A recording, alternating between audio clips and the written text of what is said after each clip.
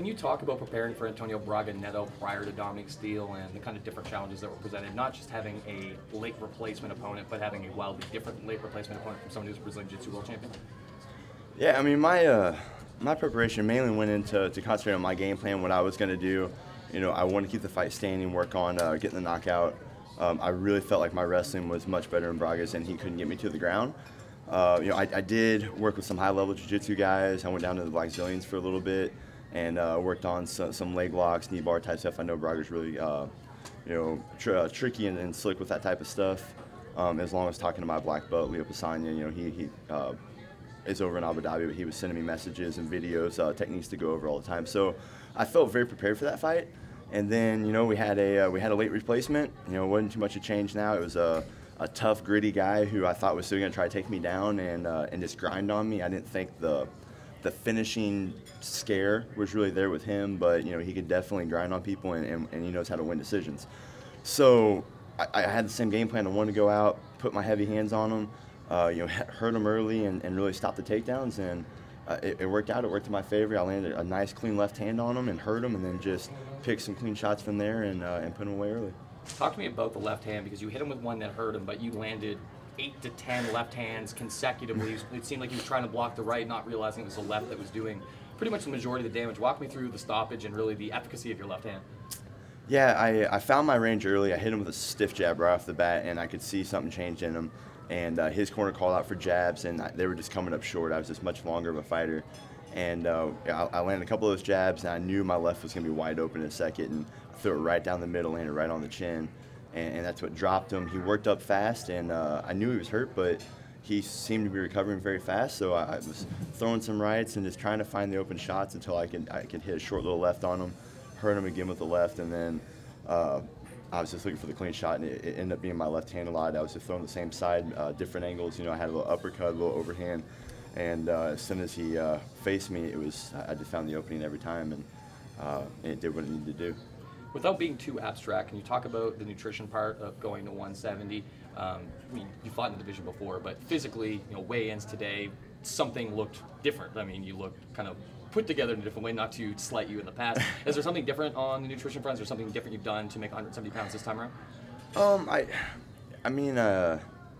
I think hitting it more often. I mean, this is my fourth fight now at 170, and I'm still learning the cut. It's getting easier and easier every time.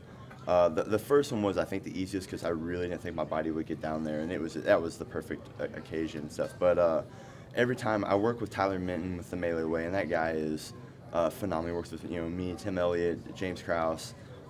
He's worked with a lot of other pros like that. But he just gives me the diet. I follow it. I just really believe in his in his style and his methods.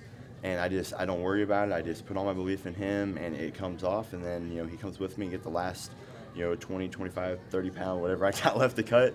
And I walk around very heavy, so it just me and him work really well together on getting my weight down. And I added some good strength conditioning that he's helped me out on as well. And I think that was the difference. Since losing to Dylan Andrews on The Ultimate Fighter, going 170 pounds, you're 3-1 in the UFC, 3 stoppages in your victories. Your lone loss to Gunnar Nelson, very good prospect in a fight you won the first round.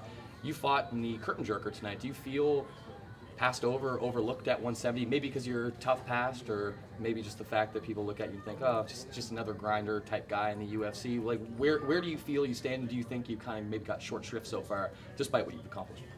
At first I kind of like, oh man, what is this, and then I went from co-main event to, the first fight of the night. But I've been out a year, and when I was supposed to fight Braga, he's been out for a while. So I understood, a lot changes in the sport. So when you sit out that long, you disappear fast. So I know what I can do in this sport. I felt great against Gunnar, and I had a bad injury in my eye in the middle of that fight, and it's kept getting worse and worse. And really, I don't want to take anything away from him, but it changed me in that fight, which gave him the opportunity.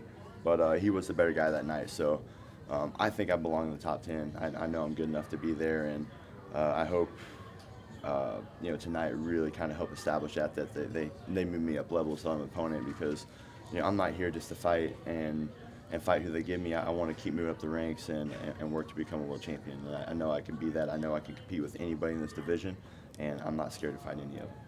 Can you talk about or comment on the state of 170 pounds? It's been a historically strong mixed martial arts division, but it was ruled by GSP forever, and people thought, oh, who's the guy now? Robbie Lawler's your champion, but turned into fight of the year last year, possible fight of the year again this year with Rory McDonald. Now we can have the four-way dance with Tyron Woodley, Carlos Condit, Johnny Hendricks, and champion Robbie Lawler. Any thoughts on just 170 pounds and being a part of a division which is red hot in a very interesting way, in a way it hasn't been maybe in 10 years? Yeah, for sure. It's one of the toughest weight classes out there. It always has been, and I'm very happy to be a part of it. Now that the GSP has stepped down everything, it's not wide open, but it's a pretty open weight class. There's some very top solid guys at the top, and everybody can compete with each other. And whoever shows up on their A game that night is going to be walk away the champion. So, which excites me because it kind of sucks when you have the one person that's reigning the whole time, but. I know I compete with those guys, and I just have to put some wins together and get my chance and opportunity to to work out with those guys and get my chance to fight them, and I'll be right up there in the talk as well. I know I can be. I have the skill set, I have the mindset. I'm a big, solid 170 pounder. I'm faster than I look, and I've got a lot of power. So I'm also very slick on the ground too. So.